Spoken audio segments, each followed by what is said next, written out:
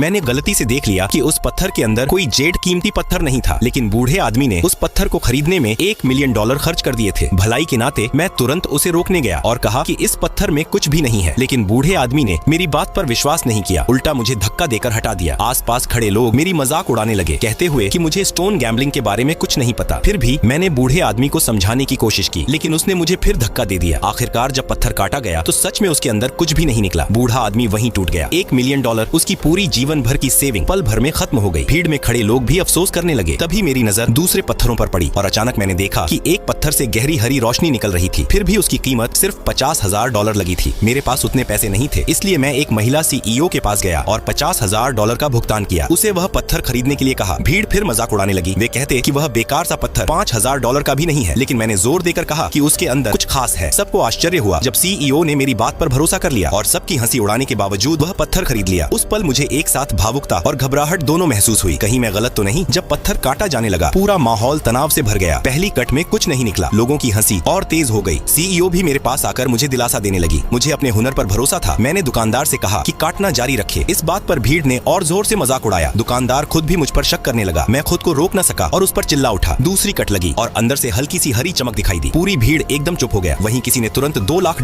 की पेशकश कर दी। दुकानदार ने मुझसे पूछा क्या बेच दूं? मैंने साफ मना कर दिया और कहा काटते रहो। जब पूरा पत्थर खोल दिया गया तो उसके अंदर एक विशाल जेड का टुकड़ा निकला। हर कोई दंग रह गया। लोग मुझ पर टूट पड़े। पूछने लगे मुझे कैसे पता चला? मैंने बस कहा किस्मत थी। थोड़ी ही देर में किसी ने $10 मिलियन की कीमत लगा दी, लेकिन मैंने तुरंत मना कर दिया। इसके बजाय मैंने वह अनमोल खजाना CEO को उपहार में दे दिया। पार्ट 2 देखने के लिए सब्सक्राइब करें। आह आह।